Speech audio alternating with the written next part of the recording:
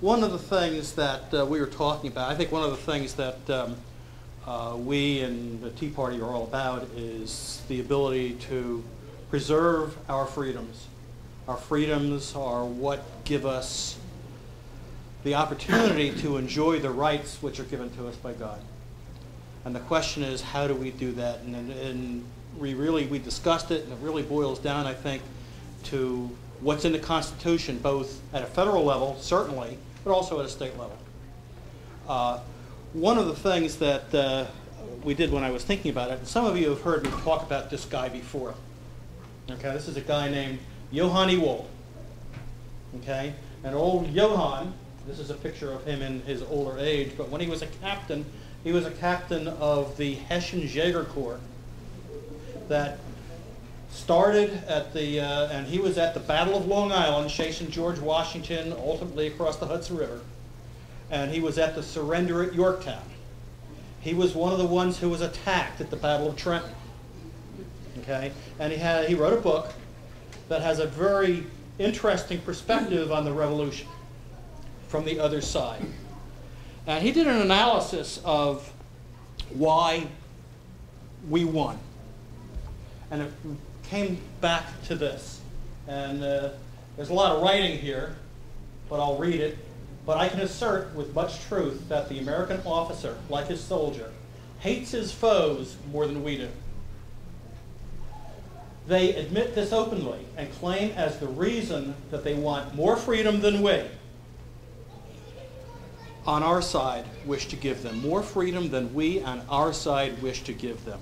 I think, too, that it is much a kind of policy as a stratagem of General Washington to prevent quarrels as he separated the armies of the French and the Americans so far apart during the winter quarters, because the French didn't appreciate freedom much either. Right? Remember, that was a very political thing. He went on to say, in another part of his analysis, what with the soldiers in the world, with what soldiers in the world could one do what was done by these men who go about nearly naked and in the greatest privation? Deny the best disciplined soldiers in Europe what is due of them, and they will run away in droves. And the general will soon be alone. But from this one can perceive what an enthusiasm, which these poor fellows call liberty, can do. What enthusiasm these fellows call liberty can do. And this was, I don't think this book is in print anymore, but it's called Diary of the American War, a Hessian journal.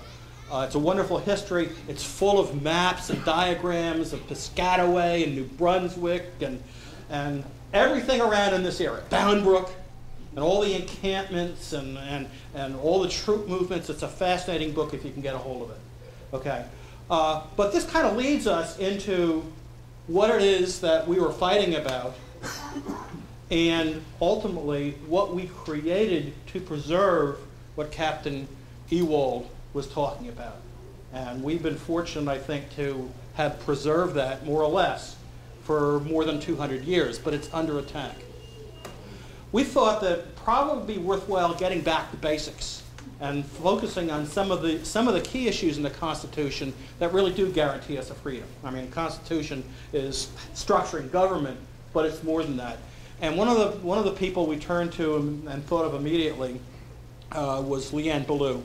Leanne is a historian. She's studied an awful lot about the Constitution and given many workshops and seminars on the Constitution throughout the state. And we thought she would be an ideal person. And she's one of us down in Monmouth County someplace, but one of us. And so we thought she would be a wonderful person to remind us what it is that they were fighting for, and frankly, what it is that we are fighting for. And so without further ado, Leanne. Thanks, George. Okay. Thank you. All right. So first, I want to thank everybody for coming out in December to, well, just to hear about the 10th Amendment and the Constitution. We're going to focus on the 10th Amendment because that is the amendment in the Constitution that binds up the federal government to stay out of anything that they don't have an enumerated or a listed power for. It was written for the express purpose. First of all, when our Constitution was ratified, there wasn't a Bill of Rights. The 10th Amendment is in the last of the Bill of Rights, if you will. And there were some problems with ratification without that. There were, New York signed a signing statement, as did Virginia. Actually, the delegation from Virginia didn't sign the Constitution to ratify it without a Bill of Rights. And they were very concerned, and we're seeing today the reason why they wanted that Bill of Rights. Particularly because our founders believed in a federal system of government, which means two different branches of government working, of opposite power, working together towards the same goal. That's what a federal government is. The federal government is just a name for our government. It's actually a type of government, federal in nature. And this is how they built our freedom. They understood that our rights came from God. Of course, that's in the Declaration of Independence, that all men are created equal with certain unalienable rights that are given to them by their Creator. That our rights can't be taken away by anyone at all because no one gave them to us. They were endowed upon us by our Creator. And that we should be free to enjoy those rights with minimal interference from the state or anyone else. And that the state can deny us our freedom but not our rights. So, our Constitution was written in order to provide a limited national government. And this was very important. When America grew out of this idea of home rule, if you will, or local rule, they were far away from the crown. They had a form of government that was different than what England itself had, but based in English common law. And what they learned is, as they were colonies, they had their own small government, their own town halls, if you will. Government was kept very close. Now, their governors were appointed by the king.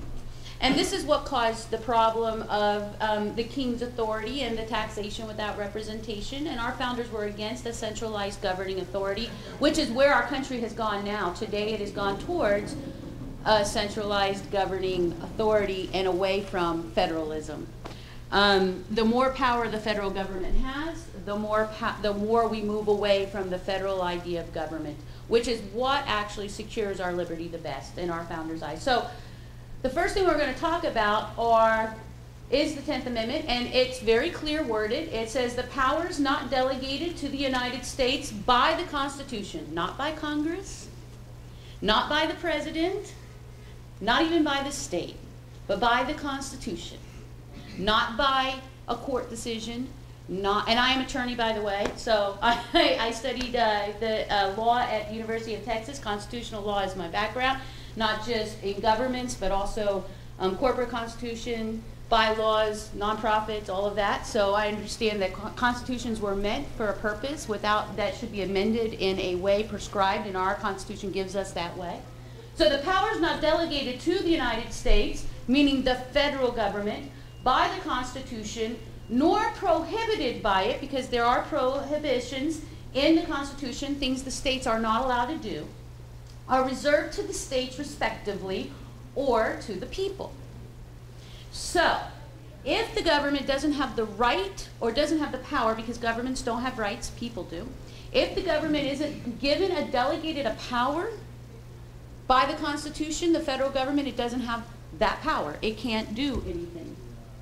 Now, the powers of the national legislature, which is the Congress, are defined and limited.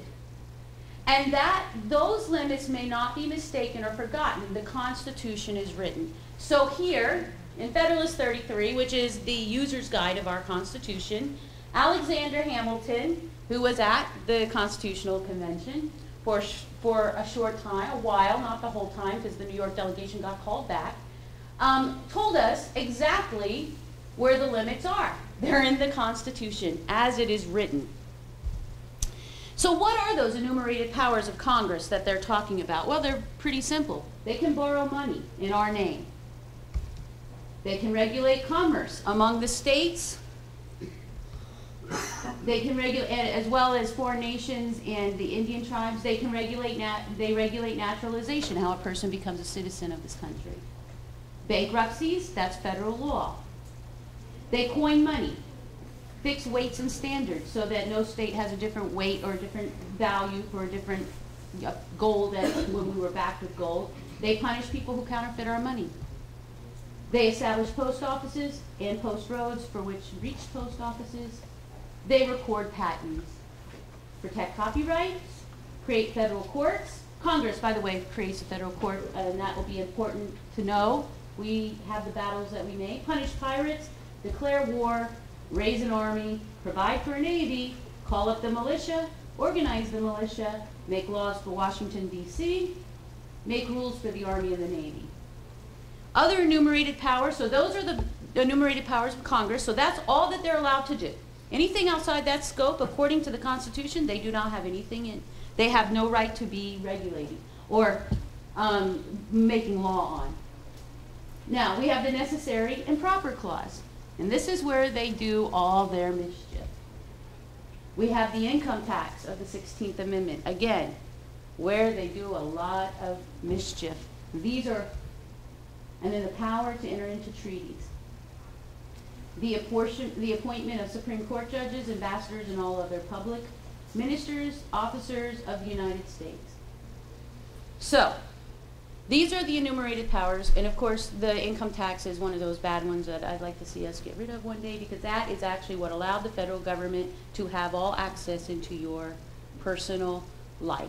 It is what turned the federal government into the police state that it is. Number one thing was the income tax, 16th Amendment.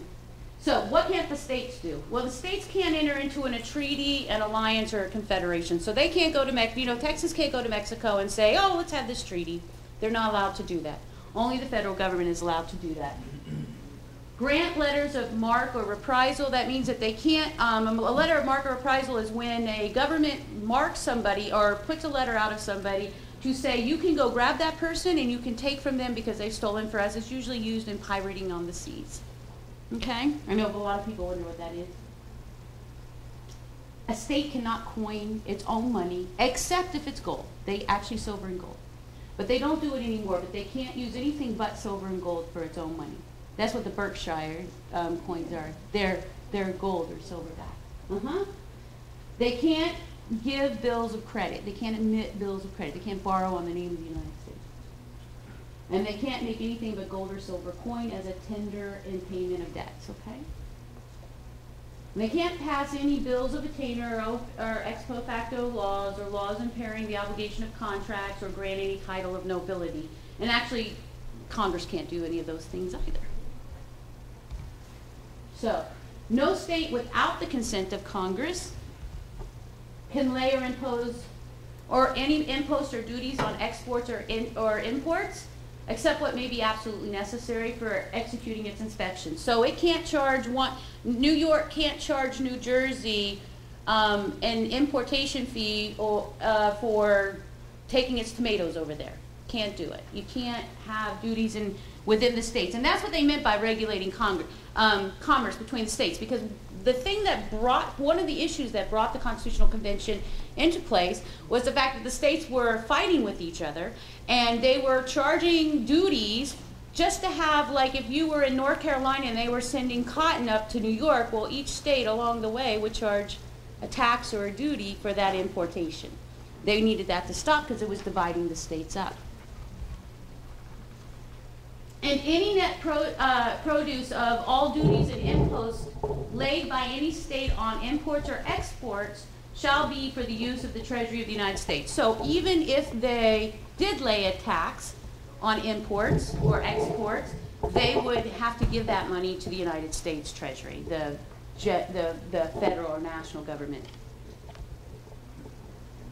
And all such laws shall be subject to the revision and control of Congress, when they're talking about the imports and export laws. Lay any duty of tonnage or keep troops or ships of war in time of peace. So New Jersey can't have its own army. Okay? And they can't enter into any compact or agreement with another state or with a foreign power or engage in war unless actually invaded. And so there's imminent danger. So they can't go declare, one state can't go declare war on Mexico, or our northern states can't declare war on Canada. That kind of thing. So the powers delegated by the proposed Constitution to the federal government are few and defined. Now this is Madison, the father of our Constitution. And he's explaining how the powers in the Constitution that are delegated to the federal government are few and defined, meaning those enumerated powers. Those which are to remain in state government are numerous and indefinite. The former will be exercised principally on external and foreign commerce. So the commerce, that just knocked out the whole idea that the Commerce Clause is going to make us buy health insurance or any other product. The powers reserved to the several states will extend to all objects which in the ordinary course of affairs concern the lives, liberties, properties of people, and the internal order, improvement, and prosperity of the state. Because they didn't want a centralized governing authority. They had that in Parliament very far away. They had that in the King very far away. They believed best government was the government closest to you. And the states were to balance out the power of the federal government. So when the federal government started to overreach, it was the duty of the states to say, sorry, can't do that here. Those are our powers. It was this delicate balance of power. That's how our Constitution was set up. Not only were we going to have a balance of power, not equal power by the way, but a balance of powers, checks and balances on the three branches of government, but then the states were to balance the power of the federal government. So if the federal government overreached, the states could put it back in line. However, the states overreached into an area that the federal government was in job, they could balance out the power too. So it was supposed to be this great balancing act. Two governments, two separate governments, each with power going towards the same course, which was liberty and prosperity, or at least the opportunity for prosperity for all citizens. So what happened to the 10th Amendment? Because we haven't heard about it much. The Commerce Clause. The Commerce Clause is that piece of, well, we'll find, whenever they need to find a reason for something, like the health care bill, which is probably the one we all know about, they'll use the Commerce Clause. Well, you know, it's interstate commerce. Well, it's not, because it's very clear that it was that the commerce that was supposed to be regulated between the states were external, not internal, foreign commerce. The Necessary and Proper Clause also used the Elastic Clause, which was really supposed to be very limited, only to allow the federal, they knew they couldn't list all the things the federal government might need to do in order to actually act upon its enumerated powers, so they put in this clause that said, you know, and a perfect example of this would be the United States Air Force, right? The Air Force isn't written into the Constitution, but this gave it some elasticity that they could provide for an Air Force through the Army. That's what it was meant to do, not to expand their power, only to allow them to do the things that they were delegated to do under the enumerated powers, not to expand that enumerated power. So Chief Justice Harlan F. Stone said of the 10th Amendment, but a truism that all is retained which has not been surrendered. This is something we need to think about as in our state government. We will only obtain that which we will not surrender. The states have surrendered all their powers, basically, to the federal government. They haven't stood up and fought for it. And part of that has actually to do with the two bad amendments, really bad amendments in the Constitution, the 16th and the 17th.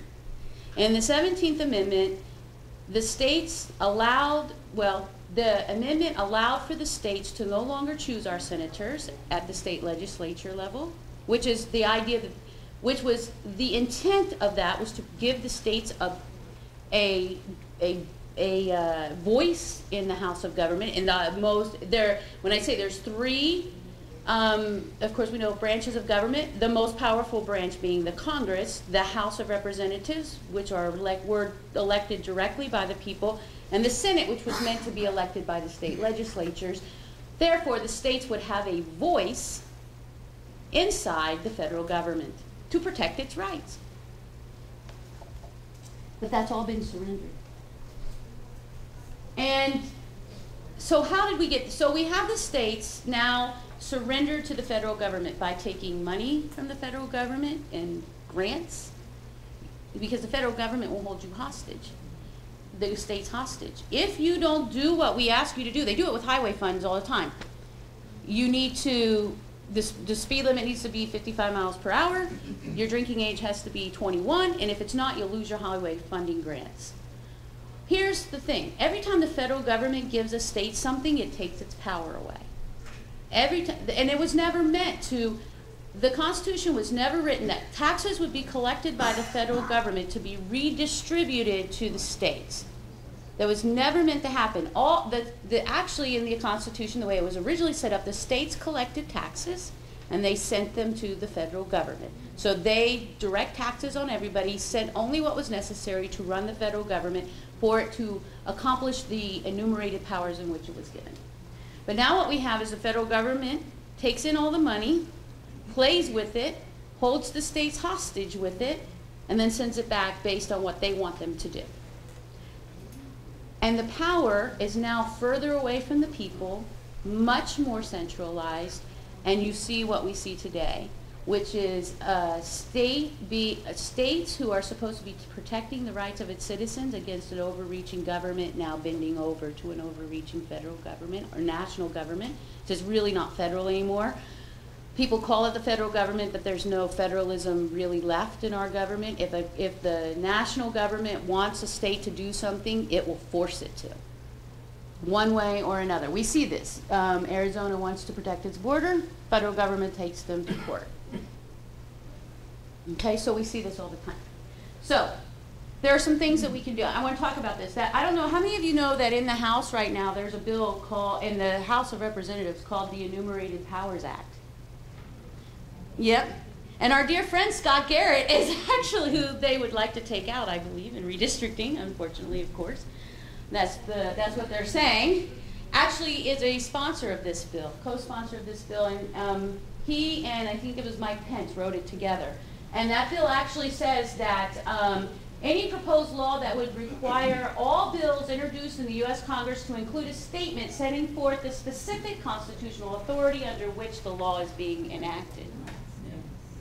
How many of you think we need a law like that? How many of you think we would have a law like that if our senators were still elected through the legislative process of the state? Well, you wouldn't need it. You wouldn't need it, that's right. That's right. Jefferson described the 10th Amendment as the foundation of the Constitution. I absolutely agree with him.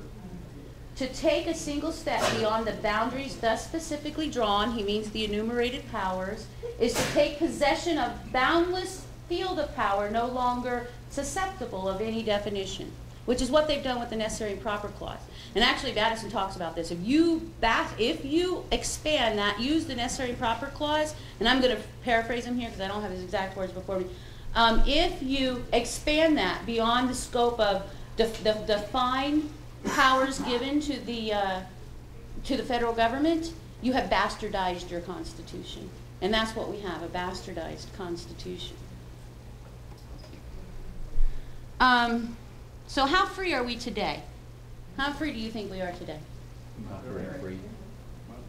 What part of the federal government doesn't touch your life? Is there any part of your life that's not touched by the federal government? No. How do you think we can change that? What do you think needs to happen? Because you know what? Here's the fact. We concentrate so much in Washington, we ought to be concentrating in Trenton. If our elected representatives are not going to uphold the Constitution, which even in the Assembly and the Senate, they swear to uphold. Every elected official in the United States has to swear to protect, defend, and hold the Constitution of the United States. If they're not going to do their jobs, they shouldn't be in office. They refuse to take the money, can't they? Yeah, start refusing to take money. Start refusing to take the money, because that's what it really is. And start learning to live within our means, and stop sending so much money to Washington. You know, the reason why they love that, the reason why Wilson wanted that 16th Amendment, there were many reasons for it, but part of it was the states could no longer hold the government hostage. The government now held the states hostage. Like I said, in the beginning of our country, before we had the 16th Amendment, the states collected the taxes and they gave them to the federal government. And if the federal government was overreaching, they could say, no payments for you. And that's one of the things we need to get back, was the state has control of the money and they can say, you overreach, you break the contract that we have, because remember, the states created the federal government. The federal government didn't create the states. The states created the federal government. The states ratified each one the Constitution, which was the contract between the state and the national government. They created it. They were meant to have more power. The states were supposed to be very powerful. They weren't supposed to be equal government powers. They were supposed to be the power, and the federal government took care of those things which the states couldn't do on their own, such as build an army. You know how expensive it would be if New Jersey had to have its own army, and New York had to have its own army, and Pennsylvania had to have its own army, but if they bound together, they could better protect the borders, and of course that would be necessary. So what we can do is look to Trenton and hold those elected officials responsible in Trenton for protecting the rights that are duly ours, that they're there to protect, as the Constitution was laid out to do. Ignore the federal government and empower the states. Whensoever the general government assumes undelegated powers, its acts are unauthoritative, void, and of no force. Thomas Jefferson. When did he write that? Yeah, I think I can find it for you. Hold on just a second. I think it's in my notes, the date. Huh? Yes. Actually, no, it's after the Constitution. It's when he starts talking about nullification and what nullification means. So it's after the Constitution. And this is the battle. You know, early in our country's history, Thomas Jefferson would have been really known much more as an anti-federalist, and I would absolutely suggest we read the Federalist Papers, and everyone knows what they are. Well, there was a second set of papers called the Anti-Federalist Papers. And it's really a bad name for them because they were actually more Federalist than the Federalists were. Yes? Can you define federalism? Because I'm a little confused. Okay. I think it's not what I think it is. Okay, federalism. Federalism is two governments of different powers keeping each other in check, going towards the same goal.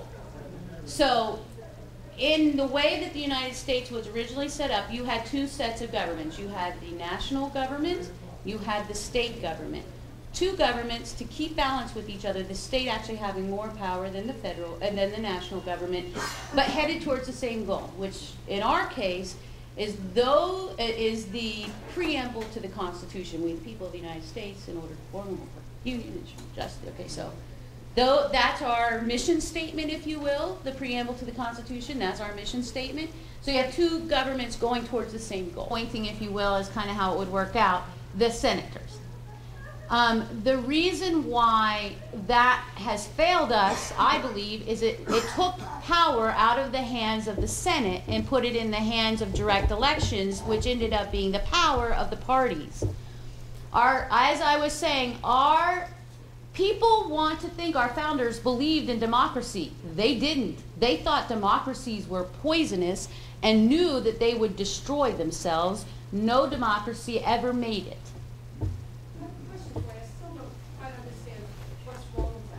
What's wrong with it? You know, if you have, you say because it gives power to the parties, is that just what's wrong? But you know, the way it's set up now, and I'm not taking, the way I understand, the way it's set up now, you can be an independent, you can be a Republican, a Democrat, or you can get yourself on the ballot. If you are, take anything, I think, it seems to me that most of you are Republican. So let's say that I'm a Republican, and I don't like what's happening. Let's say I don't like who they put up for, I'll take an election. Let's see, Rockefeller Bank. And let's say you don't want Rockefeller. Let's say you wanted Nixon.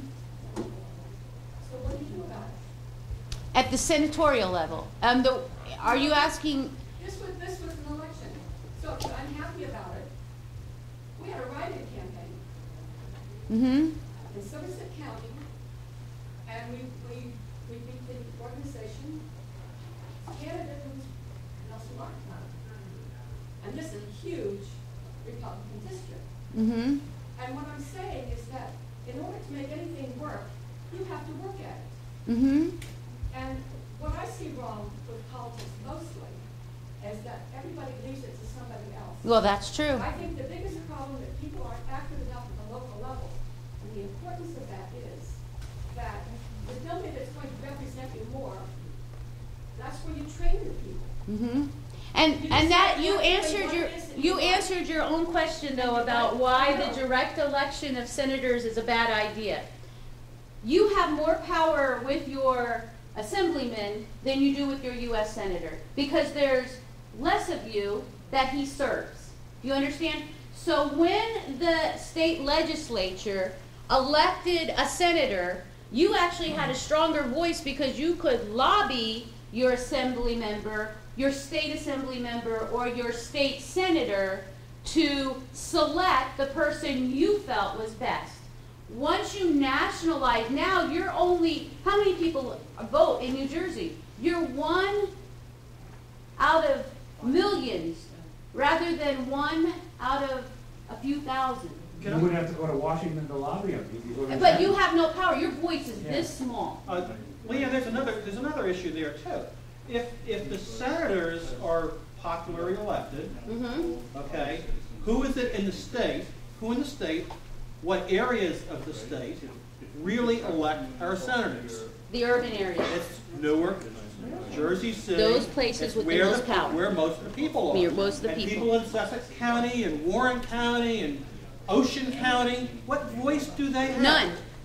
None. Okay? Because it's those centers of power. Where are your two senators from now? Yep. Go ahead. I'm sorry. Go ahead. I just wanted to say that electing senators now can be affected by outside sources. That's Other right. states and other countries now. You just throw enough money into a state That's right. and enough propaganda, and the way it was set up before with the legislature electing the senators, there's a buffer there. That buffer's no longer Yep, there. that's right. And so you get people That's from right. another state coming into your state and affecting an Picking. election for that senator because they want total control of the country. countrywide control. Yeah, that's a great the point. major That's a great problem. point. It's a There major you problem. go. And the Now question you're was seeing asked, it unraveled. Somebody asked Leanne, what's the chances of getting the 17th Amendment repealed? And with the, Because of that the answer reason. is slim to none. Zero. And some folks would suggest the answer lies in election financing laws. That if U.S. senators could only accept congressional donation, campaign donations from within the state, That's right. that would change some of that. So there's folks that are talking about that as an alternative. They know they'll never repeal the amendment, but if they could keep all the money in the state, your money could only come from inside the state. That would be a step forward to what you were That's talking right. about. Because And that is I what just want to happened. address this Go ahead, real Jim. quick. You're absolutely correct, and so you said a couple things. People got to get off their butts and do things, and that's this group. That's you because you came out here tonight. The other thing you said is people got to get informed, right? That's you. That's everybody here because that's what we're doing and that's what we're learning from Leanne tonight. And then we put those two things together. So when someone's running, by the way, your council person or committee person, they take the same oath as the President of the United States that's right. to uphold the Constitution. So that we know Every elected official when we does. learn things, we can ask those questions and say, I handed out a book, I handed out the Constitution. It's not a heavy, it's not a lot of reading. It's pretty small. And I would expect that anybody that gets elected to local office, to any office, has read it and knows what it is. So I think as we challenge those people, not when they say I want to be elected, elect me please to Assembly, to the New Jersey Assembly, to the New Jersey Senate, elect me to be freeholder. We are becoming we're growing every day. We're becoming people who can say, okay, I want to ask you some questions about how you feel about the 10th Amendment, and how do you feel about this, and how do you feel? I would say that's the #1 question you should ask any state senator or any candidate for state senate, and for assembly. Tell me, what are you going to do to correct the balance of power? What do you know about the 10th Amendment? Because that's where the power comes from. Do you believe the 10th Amendment still should be enforced. What are you willing to say no to the federal government? If they don't know, maybe you want to rethink that vote. Yeah, and I'm just going to add one thing, because you folks here have heard me say this again. I not only asked that of those Assembly and Senate candidates, I asked that of the freeholder candidates, and I'll ask it of my City Council candidate. Why? How many of those state assemblymen were freeholders? How many of those freeholders were mayors? How many of those mayors were council people? So, I mean, that's just the fact of that's where they come from. That's the farm team. There's no reason you are well within your rights to ask these questions about it. How many And times? if they come back and say to you, wait a minute, I'm just running for, I'm just running for Bridgewater Council. I mean, really, what do I need to know that? Well, because if you get Because elected, you're going to you're going say, to raise your "I right hand and do you're going to take an solemnly oath to swear." support it. And I want to know that you know what you're supporting. Jim, just to add to that, it's kind of a segue into what I think Joan will probably be saying. No, I'm going to sit down then, Joe. Here, I'll sit down and you can come up. We're doing a lot of stuff at the county level. And that's, from a Somerset County Tea Party standpoint, that's really where it all begins.